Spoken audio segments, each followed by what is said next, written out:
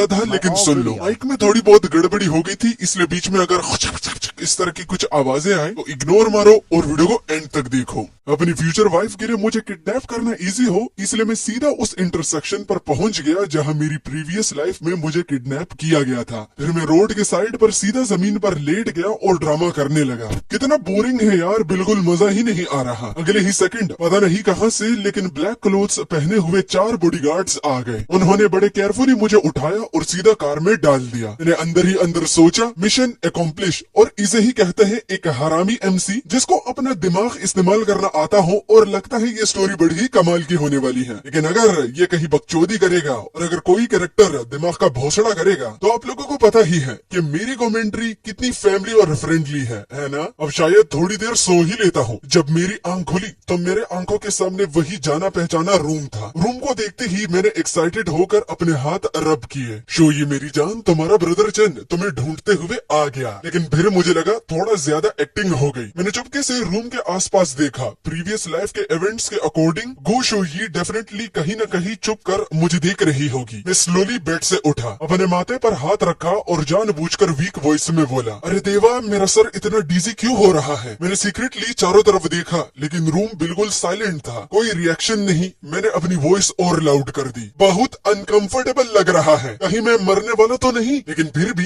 कोई नहीं आया। मैंने कंफ्यूज्ड होकर सोचा, क्या शो ये यहाँ है ही नहीं? इम्पॉसिबल, प्रीवियस लाइफ में तो वो बिल्कुल यही आसपास थी। या फिर मेरी एक्टिंग भी इनफ नहीं है? ठीक है, अब मैं असली एक्टिंग दिखाता हूँ। एक्टिंग का रूल नंबर 1, ड्रामा को मैक्सिमम लेवल तक ले जाओ। मैं वीक बनने का नाटक करते हुए दोबारा बेड पर गिर गया। फिर डिस्कम्फर्ट का ड्रामा करते हुए बेड पर इधर उधर रोल करने लगा, लेकिन सामने वाली मैडम फिर भी मूव नहीं हुई। मैं अंदर ही अंदर फ्रस्ट्रेट हो गया। अरे यार, मैं तो एक्टिंग करते करते थक गया। ये औरत अब तक आई क्यों नहीं? फाइनली मैंने गिव अप कर दिया और सीधा बैठ गया। शायद बहुत देर तक रोल करने की वजह से मैं जेन्युइनली टायर्ड हो गया था। जैसे ही मैं खड़ा हुआ, मेरा लेफ्ट फुट राइट फुट में अटक गया और ढाम से सीधा मेरी गांड जमीन पर जाके लगी। मैं सीधा फेस फर्स्ट फ्लोर पर गिर गया। डैम, ये फ्लोर इतना ठंडा क्यों है? मैं जल्दी से उठने लगा। वो फुली किसी ने देखा नहीं होगा कि किस तरह मेरी ढीली गांड जमीन पर गिर गई, वरना मेरे हैंडसम और कूल इमेज का सत्यानाश हो जाता। मैं एनॉयड होकर बोला, फाइन, अब भी बाहर नहीं आओगी? ठीक है, देन यंग मास्टर, मैं जा रहा हूँ। जैसे ही मेरा हाथ डोर हैंडल पर गया, सडनली मेरी कलाई किसी ने टाइटली पकड़ ली। अगले सेकंड मेरा पूरा बॉडी साइड वाली वॉल के अगेंस्ट प्रेस हो गया। मैंने सामने देखा, फाइनली गु शूयी मेरे सामने खड़ी थी। मैंने इमीडिएटली वीक फेस बनाया, सेव मी। शूयू ने मुझे देखा, सेव यू? तुम चाहते हो मैं तुम्हें कैसे सेव करूं? उसे सामने देखते ही मेरी आईज में एक हिडन स्मगनेस आ गई। देखा, फाइनली कंट्रोल नहीं हुआ ना? मैंने वीक वॉइस में कहा, शूयू बहुत दर्द हो रहा है। उसने शांति से पूछा, कहाँ दर्द हो रहा है? मैंने तुरंत अपना हाथ और नी उसके सामने कर दिया। गिरने की वजह से दोनों जगह रेड मार्क्स बन गए थे। शूयू ने उन्हें देखा, अभी तुम गिरे थे, बस इतनी सी इंजरी हुई। मैंने उसकी तरफ देखा, वैसे यहाँ मुझे लेकर कौन आया? शूयू बिल्कुल कैजुअली बोली, ऑब्वियसली मैं। मेरा दिल खुश हो गया। हाँ, ये हुई ना मेरी शूयू। लेकिन फिर मुझे कुछ स्ट्रेंज लगा। प्रीवियस लाइफ में सीन ऐसा तो नहीं था, कुछ मिसमैच हो रहा था। कहीं मैंने ज्यादा क्रिंज होकर उसे डरा तो नहीं दिया? मैं अपर बॉडी सपोर्ट करके उठने लगा और शायद वहाँ से निकलने का ड्रामा करने वाला था, लेकिन गु शूयी की स्लिम फिंगर सडनली मेरे लिप्स पर आ गई। उसने मुझे चुप कर दिया। ब्रदर चंद, आज तुम खुद इतने क्रिंज होकर मेरे पास आए हो, तो क्या तुम्हें मेरे साथ थोड़ी सी बात नहीं करनी चाहिए? मैंने कैजुअली कहा, बात क्या करनी है? अगर मुझे पहले पता होता कि तुम ऐसे बिहेव करोगी तो मैं खुद से तुम्हारे पास कभी नहीं आता। तुम्हें मेरी बिल्कुल फिक्र नहीं है क्या? लेकिन शूयी जैसी मेरी कंप्लेंट सुन ही नहीं रही थी। उसने स्लोली मेरी चीक्स टच की। मेरे फेस की नरमी फील करके उसके एक्सप्रेशन में एक स्ट्रेंज इमोशन आ गया, जैसे वो कंफर्म कर रही हो ये सच में उसका ब्रदर चेन है, जिंदा, नरम और रियल। उसके माइंड में प्रीवियस लाइफ की मेमोरीज फ्लैश हुई। प्रीवियस लाइफ में ब्रदर चेन को किसी और ने उसके पास से रेस्क्यू कर लिया था। उस वक्त शूयी सिर्फ एक ही चीज चाहती थी, ब्रदर चेन हमेशा ओबीडियंटली उसके पास रहे। लेकिन अगर वो उसे फोर्सफुली अपने पास रखेगी तो शायद ब्रदर चेन दोबारा कभी उसके सामने स्माइल नहीं करेगा। प्रीवियस लाइफ में उसने ब्रदर चेन को लॉक करके रखा था। उसके बाद से वो हमेशा उसे अवॉइड करता रहा। ये सब याद आते ही शूयी का एक्सप्रेशन सॉफ्टन हो गया। फाइनली उसने डिसाइड किया, फॉरगेट इट, इस लाइफ में उसे जाने देती हूँ। गु शूयी ने हाथ बढ़ाया आया और रूम का डोर ओपन कर दिया। तुम जा सकते हो। मैं वही फ्रीज हो गया। मेरे माथे पर कोल्ड स्वेट आ गया। What the hell, previous life में ये सीन कब हुआ था? ये औरत सडनली इतनी रीजनेबल कैसी हो गई? मैं बेड पर बिल्कुल स्टिल बैठा रहा, हिला तक नहीं। फिर मैंने फ्रस्ट्रेटेड टोन में कहा, गो शूयी, तुम्हें मेरी बिल्कुल फिक्र नहीं है? शूयी ने मुझे देखा। मैं और इम्पेशेंट हो गया। क्या तुम नहीं चाहती थी कि मैं तुम्हारे साथ रहूं? बस बोल दो, एक बार बोल दो कि तुम चाहती हो कि मैं तुम्हारे साथ रहूं। मैं इमीडिएटली यस कह दूंगा। क्या जरूरी है कि हम प्रीवियस लाइफ वाली सेम ट्रेजेडी दोबारा रिपीट करें? उधर शूयी के माइंड में भी कंफ्यूजन चल रहा था। नहीं, ब्रदर चेन के पर्सनैलिटी के अकॉर्डिंग वो अपनी मर्जी से यहाँ कैसे रुक सकता है? ये सोचते ही उसने फाइनली एक स्टेप फॉरवर्ड लिया। उसने मुझे लाइटली पुश किया। मैं अंदर ही अंदर रिलैक्स हो गया। हाँ, लगता है ये औरत एक्चुअली चेंज नहीं हुई। जो पहले हुआ वो बस मेरी रिबर्थ की वजह से बटरफ्लाई इफेक्ट था। शूयी मेरे पास आई। उसने सॉफ्ट वॉइस में कहा, एलेक्स, फ्यूचर में मेरे साथ रहोगे? तुम जो चाहोगे मैं तुम्हें सब दूंगी। मैंने उसकी आंखें देखी। वो क्लोजली मेरी रिएक्शन ऑब्जर्व कर रही थी। मेरा मूड इंस्टेंटली ब्राइट हो गया। आ गया, फाइनली आ गया। ये तो वो लाइन थी जिसका मैं वेट कर रहा था। मैंने स्माइल करके कहा, ठीक है, अगर तुम मुझे एक्सेप्ट करने के लिए रेडी हो तो मैं तुम्हारे साथ रहूंगा। वैसे भी अगर बाकी लोगों को पता चले कि मैं तुम्हारे साथ हूँ तो वो सिर्फ मेरी लक से जेलस होंगे। मुझे एग्जैक्टली नहीं पता था कि शू यू की कंपनी कितनी ह्यूज थी। मुझे बस इतना याद था, जिस साल मैंने एंटरटेनमेंट इंडस्ट्री में डेब्यू किया था उसने एक एंटरटेनमेंट कंपनी एक्वायर की थी और सिर्फ 3 साल में उस कंपनी को इंडस्ट्री के टॉप लेवल पर ले गई थी। और इंटरेस्टिंग बात ये थी, उन 3 सालों में शूयी के नाम पर एक भी रोमांटिक स्कैंडल नहीं आया और मेरा डेब्यू भी एग्जैक्टली 3 साल पहले ही हुआ था। शूयी मुझे ऐसे कामली एग्री करते देखकर कंप्लीटली स्टन्ड रह गई। ये रिएक्शन उसकी एक्सपेक्टेशन से बिल्कुल डिफरेंट था। उसने सस्पिशियसली पूछा, ब्रदर चेन, ये तुमने खुद कहा है, मैंने तुम्हें फोर्स नहीं किया, ओके? तो मैंने नेचुरली नोट कर दिया। नेक्स्ट मॉर्निंग जब मेरी आंख खुली, मेरे साइड में कोई नहीं था। मैं बेड पर स्ट्रेच करते हुए कंप्लेन करने लगा, ओए अम्मा, मेरी कमर, ये वुमेन सच में बहुत स्ट्रॉन्ग है। मैं ड्रेसिंग रूम में गया और जैसे ही डोर ओपन किया मेरी आईज ब्राइट हो गई। अंदर मेंस क्लोथ की पूरी कलेक्शन रेडी थी। हर आउटफिट ऑलमोस्ट मेरी फिटिंग का था। मैंने स्मग स्माइल दी। मुझे पता ही था ये औरत बस मुंह से कोल्ड बनती है, अंदर से तो क्लियरली मेरी केयर करती है। तभी मेरा फोन रिंग हुआ। स्क्रीन देखी, मेरे मैनेजर का कॉल आ रहा था। उसका नाम देखते ही मेरी एक्सप्रेशन सीरियस हो गई। प्रीवियस लाइफ में जब पूरे इंटरनेट ने मुझे अटैक किया था, सिर्फ फूजिया ही था जो कंटिन्यूसली मेरी हेल्प करता रहा। वो मेरे लिए रिसोर्सेज ढूंढता, पीआर हैंडल करता और रूमर्स को क्लियर करने का तरीका सोचता। अनफॉर्चुनेटली बाद में पता नहीं उसने किस पावरफुल पर्सन को ऑफेंड कर दिया। उसकी फैमिली में एक ह्यूज डिजास्टर आ गया और वो खुद भी मेंटली कंप्लीटली ब्रेक हो गया। एंड में वो उस फेज से कभी रिकवर नहीं कर पाया। ये याद आते ही मैंने साय किया। मोस्ट प्रोबेबली उसकी ट्रेजेडी भी मेरी वजह से ही हुई थी। मैंने फोन आंसर किया। दूसरी तरफ से फूजिया की एंग्री आवाज ब्लास्ट हुई, तू पागल है क्या? मैं सिर्फ 2-3 दिन के बिजनेस ट्रिप पर गया था और इतने कम टाइम में तूने इतना बड़ा मेस क्रिएट कर दिया। एंटरटेनमेंट इंडस्ट्री में कंपटीशन कितना रूथलेस है, तुझे पता नहीं है क्या? ये तूने कभी देखा ही नहीं। तू इतनी इजीली किसी के ट्रैप में कैसे फंस गया? मुझे तो ये बोलने में भी शर्म आ रही है कि मैंने तुझे ट्रेन किया है। मैं आराम से उसकी स्कोल्डिंग सुन रहा था। एक्चुअली बिगिनिंग में कंपनी में किसी को भी मुझसे ज्यादा एक्सपेक्टेशन नहीं थी। सिर्फ फूजिया को लगता था कि मेरे अंदर पोटेंशियल है। उसने बहुत टाइम इन्वेस्ट किया था। फाइनली मेरी करियर में थोड़ा इम्प्रूवमेंट आना स्टार्ट ही हुआ था और अब ये स्कैंडल एक्सप्लोड हो गया। उसके अकॉर्डिंग अगर ये इश्यू सीरियस हो गया तो मेरी फ्यूचर करियर और डिफिकल्ट हो जाएगी। लेकिन मैं एक चीज देखकर स्लाइटली स्टन्ड था। फूजिया ने मुझ पर डाउट ही नहीं किया। उसका फर्स्ट रिएक्शन ये था कि मैं किसी और के ट्रैप में फंस गया हूँ। मैं शांति से उसकी पूरी स्कोल्डिंग सुन रहा था। फिर कामली बोला, सॉरी, इस बार मेरी केयरलेसनेस थी। फिर मैं रुक गया। एक्चुअली मैं बस एक्टिंग कर रहा था। मैं किसी के ट्रैप में नहीं फंसा।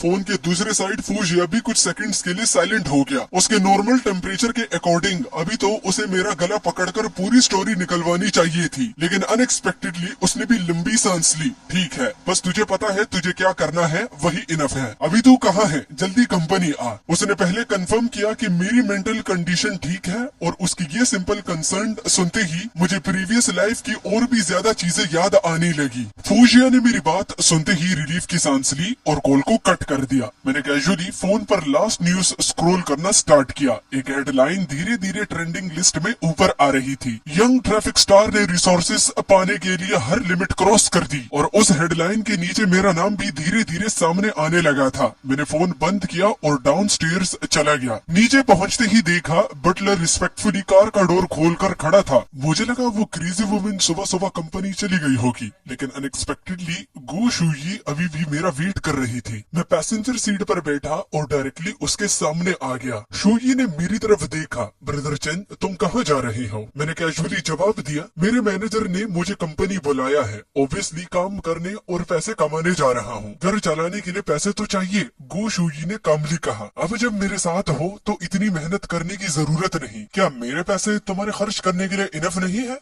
ये कहते हुए वो धीरे धीरे मेरे और पास आ गई। मैंने उसके फेस को देखा और मन ही मन में लंबी सी सांस छोड़ी। माँ कसम, शूयी तो सच में बहुत ब्यूटीफुल है। लेकिन मैंने फिर भी सीरियस टोन में कहा, लेकिन अब भी हमने अपना रिलेशनशिप पब्लिकली अनाउंस भी नहीं किया। कल को अगर तुम मुझे नहीं चाहो तो मुझे अपने फ्यूचर के लिए थोड़ा प्रिपेयर नहीं रहना चाहिए? शूयी कुछ देर तक बस मुझे स्टेयर करती रही, कोई जवाब नहीं। मैं वेट करता रहा। काफी देर बाद मैंने कंफ्यूज्ड होकर पूछा क्या हुआ, लेकिन उसने आंसर नहीं दिया, बस मुझे देखा और सॉफ्टली बोली, सीट बेल्ट पहनो। मैंने बेल्ट लगाते हुए फिर कहा, शूयी तुम मेरे साथ बहुत अच्छी हो, लेकिन अगर किसी दिन तुमने मुझे छोड़ दिया तो मैं बिल्कुल अकेला रह जाऊंगा। मैं वो हैंडल नहीं कर पाऊंगा। मेरी बात कंप्लीट होते ही एक स्क्रीच सी आवाज। शूयी ने सडनली हैंड ब्रेक मार दिया और ठग से मैं कम्प्लीटली अनप्रिपेयर्ड था। मेरा माथा सीधा सामने जाकर टकरा गया। चीखते हुए मैंने कहा, दर्द हो रहा है। शूयी ने कोल्ड एक्सप्रेशन के साथ मेरी तरफ देखा। हम अभी अभी टुगेदर हुए हैं और तुम ऑलरेडी ब्रेकअप के बारे में सोच रहे हो?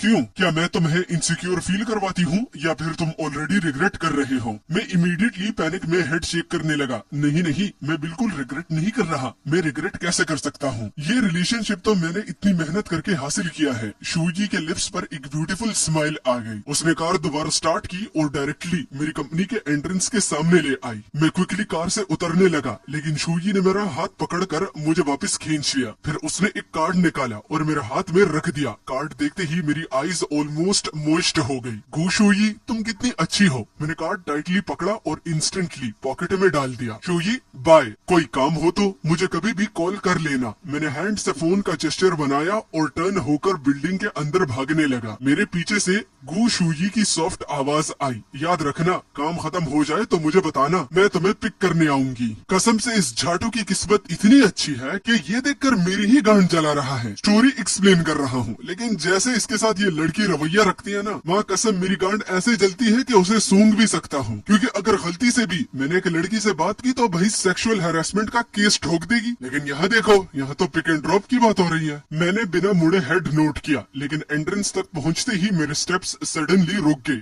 वेट अ मिनट, हमारे रिलेशनशिप में रोल्स उल्टे क्यों लग रहे हैं? हाँ, अब आया ना ऊंट पहाड़ के नीचे। अब तक बंदा अपनी बूंद से सोच रहा था, लेकिन अभी अभी इसका दिमाग काम कर रहा है। इसका ये रिलेशनशिप उल्टा चल रहा है, क्योंकि यूजुअली बॉयफ्रेंड गर्लफ्रेंड को ड्रॉप और पिकअप करता है। यहाँ तो सब कुछ ऑपोजिट चल रहा है। मैं कंफ्यूज्ड होकर पीछे मुड़ा। गो शूयी अभी भी वही खड़ी थी, क्वाइटली मुझे देख रही थी। पता नहीं क्यों उसे वहाँ खड़ा देखकर मेरे दिल में सडनली एक स्ट्रेंज सेंस ऑफ सिक्योरिटी आ गई। उधर कंपनी के एंट्रेंस के पास फूजिया टेंशन में कंटिन्यूसली इधर उधर वॉक कर रहा था। कल रात का स्कैंडल ऑलरेडी एक्सप्लोड हो चुका था और कंपनी बिल्डिंग के नीचे रिपोर्टर्स का पूरा ग्रुप वेट कर रहा था। फूजिया सिर्फ एक ही चीज सोच रहा था, मुझे ब्रदर चेन को रोकना होगा। अगर वो रिपोर्टर्स के सामने कुछ नॉनसेंस बोल गया तो सिचुएशन और खराब हो जाएगी। तभी उसे अपने सबऑर्डिनेट का मैसेज मिला, ब्रदर जिंग वो ऑलरेडी ऑफिस में है। फूजिया कंप्लीटली स्टन्ड रह गया। क्या? वो अंदर कैसे पहुंच गया? मैंने उसे देखा क्यों नहीं? और सिक्योरिटी ने भी उसे स्टॉप नहीं किया? वो इमीडिएटली अपस्टेयर्स भागा। उधर मैं कंफर्टेबली ऑफिस में बैठा टी पी रहा था।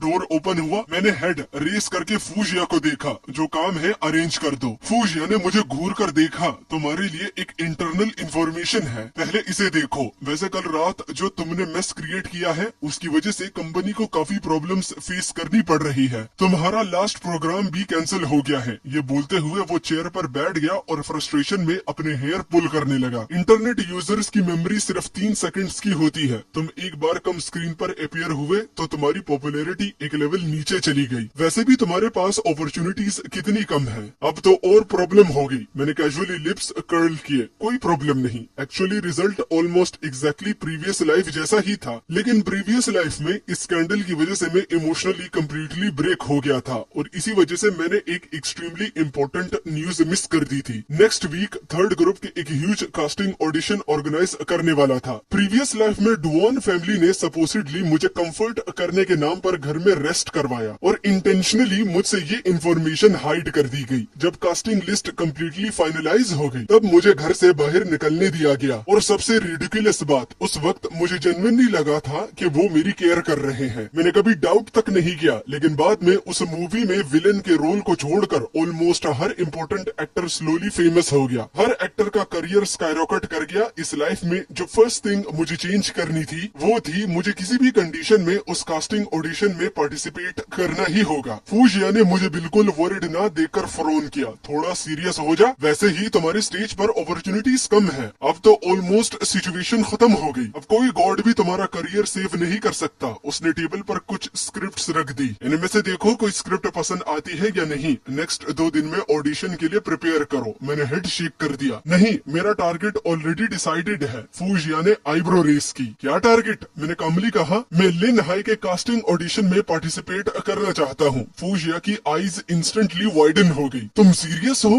मैंने सुना है ऑडिशन साइट पर एटलीस्ट 1000 लोग सिर्फ कुछ रोल्स के लिए फाइट करेंगे। फर्स्ट ईयर और सेकंड ईयर स्टार्ट तक ऑडिशन देने आ रहे हैं, तुम उनके अगेंस्ट किस बेसिस पर कम्पीट करोगी? मैंने सीरियसली उसे देखा, एग्जैक्टली इसलिए मुझे जाना है, चाहे मेरे पास सिर्फ 1 in 1000 चांस ही क्यों ना हो। वो चांस इन मेडिक और स्क्रिप्ट्स में स्ट्रगल करने से बेटर है। ये कहकर मैं उसकी तरफ बैक करके खड़ा हो गया। फूजिया ने मेरी बैक देखी, उसके एक्सप्रेशन में वरी भी था और हेल्पलेसनेस भी। फाइनली उसने साई किया, फाइन, अगर तुम ट्राई करना चाहते हो तो ट्राई कर लो, वैसे भी अब लूज करने के लिए ज्यादा कुछ बचा नहीं है। मैंने आंसर नहीं दिया, तभी मेरा फोन दोबारा रिंग हुआ। स्क्रीन पर नाम देखा, मेरे फादर, डुआन म्यूटेन। नाम देखते ही मेरे लिप्स पर कोल्ड स्माइल आ गई। प्रीवियस लाइफ की मेमोरीज याद आते ही मेरे अंदर जरा भी फियर नहीं था। मैं बचपन से ऑर्फेनेज में बड़ा हुआ था। बाद में डुआन फैमिली के लोग मुझे ढूंढते हुए आए। उन्होंने कहा मैं उनका बायोलॉजिकल सन हूँ जो बचपन में लॉस्ट हो गया था। उस वक्त मैं जेन्युइनली हैप्पी था। मैंने डुआन फैमिली के हर मेंबर को अपना रियल फैमिली समझा, उनके साथ सिंसियरली अच्छा बिहेव किया, लेकिन डुआन म्यूटेन ने मुझे कभी भी अपना फैमिली मेंबर माना ही नहीं। प्रीवियस लाइफ में जब एक कोलीग ने इंटेंशनली मुझे फ्रेम किया और पूरे इंटरनेट पर मेरे अगेंस्ट हेट स्प्रेड होने लगी, डुआन म्यूटेन ने मेरी हेल्प नहीं की। उसने रूमर्स क्लेरिफाई करने की भी कोशिश नहीं की। इंस्टेड उसने तुम्हें रेस्ट की जरूरत है के नाम पर मुझे घर में प्रैक्टिकली लॉक कर दिया। उसके बाद वो कंटिन्यूसली मुझे बिजनेस डिनर्स और ड्रिंकिंग पार्टीज में लेकर जाता रहा। रीजन कनेक्शन बिल्ड करते हैं। उसे क्लियरली पता था कि मेरा स्टमक वीक है, फिर भी हर बार मुझे एक्सक्लूसिव अल्कोहल ड्रिंक करने पर फोर्स करता। स्लोली उसने मेरी हेल्थ कम्प्लीटली डिस्ट्रॉय कर दी और मेरी एक्टिंग अपॉर्चुनिटीज, रिसोर्सेज, एक्सपोजर सब कुछ क्वाइटली मुझसे ले लिया गया और वो सब ट्रांसफर हुआ उनके दूसरे सन को। मेरा जो एक्टिंग करियर स्लोली राइज कर रहा था, डुआन फैमिली ने उसे अपने हाथों से कम्प्लीटली डिस्ट्रॉय कर दिया। एंड में मैं इलनेस और इंटरनेट के एंडलेस अब्यूज के बीच एबिस में गिर चुका था। प्रीवियस लाइफ में जो भी पेन मैंने सफर किया उसके पीछे डुआन फैमिली की स्टेप बाय स्टेप प्लानिंग थी। मैंने अपनी फिस्ट टाइटली क्लिंच कर ली। प्रीवियस लाइफ का रिसेंटमेंट, हैप्पीनेस और इनजस्टिस सब कुछ अब भी मेरे हार्ट में डीपली इनग्रेव्ड था। और सबसे ज्यादा पेनफुल बात, डुआन म्यूटेन की स्कीम्स की वजह से गु शुजी ने मुझे प्रोटेक्ट करने के लिए सारे फॉल्स एक्यूजेशन खुद पर ले लिए थे। इतनी अच्छी लड़की, इतनी जेंटल, सिर्फ मुझे प्रोटेक्ट करने के लिए अकेली सबके अगेंस्ट खड़ी हो गई और एंड में उसका एंडिंग अनबिलीवेबली ट्रेजिक था। मैं डुआन फैमिली से हेट कैसे नहीं करता। फोन कंटिन्यूसली रिंग कर रहा था। मैंने अपनी इमोशंस सरप्रेस की, कॉल आंसर की, फिर थ्रोट क्लियर करके बोला हेलो। दूसरी तरफ से डुआन म्यूटेन की आवाज आई। उनका टोन काफी कंसर्न लग रहा था। चन, ऑनलाइन जो कुछ भी हुआ है सब मैंने देख लिया। मैं तुम पर बिलीव करता हूँ। अभी तुम कहाँ हो? मैं किसी को भेज कर तुम्हें पिक करवा देता हूँ। मैंने सख्ती से मना कर दिया, जरूरत नहीं है। कंपनी ऑलरेडी मैटर को हैंडल कर रही है। मैं आपको ट्रबल नहीं देना चाहता। मेरे साइड में खड़ा फूजिया मुझे देख रहा था। मेरा पोस्चर ऐसा था जैसे मैं कोई किंग हूँ, कॉन्फिडेंट, कम्प्लीटली रिलैक्स और सीधा। लेकिन फोन पर मेरी वॉइस बिल्कुल ऐसी जैसे मैं हेल्पलेस हूँ और सर्कमस्टांसेस ने मुझे कॉर्नर कर दिया हो। फूजिया के एक्सप्रेशन देखने लायक थे। वो धीरे से मटर किया, भाई थोड़ी बिलीवेबल एक्टिंग तो कर लो। मैं सामने खड़ा हूँ और मुझे ही डिस्कस नहीं हो रहा। फोन की दूसरी तरफ डुआन म्यूटेन इमीडिएटली इमोशनल बन गया। ऐसी ट्रबल की बात कर रहे हो? तुम मेरे बेटे हो, डुआन फैमिली के फ्यूचर होप हो और तुम्हारी मदर की दुनिया में छोड़ी हुई इकलौती ब्लड लाइन हो। अगर तुम ट्रबल में हो और मैं तुम्हें प्रोटेक्ट नहीं करूं तो कौन करेगा। उसकी वर्ड्स सुनने में राइचियस और इमोशनल थी, लेकिन मेरे दिल में सिर्फ कोल्डनेस थी। अगर वो सच में मुझे प्रोटेक्ट करना चाहता तो इंटरनेट पर चल रहे रूमर्स कब के डिसअपियर हो चुके होते। एंड में स्वीट वर्ड्स बोलना सबको आता है। ढुआन चंद, तुम सुन रहे हो? मैंने फोन को स्पीकर पर डाल दिया। ढुआन म्यूटन अब भी अपनी फेक कंसर्न कंटिन्यू कर रहा था। अभी इंटरनेट पर तुम्हें बहुत बैडली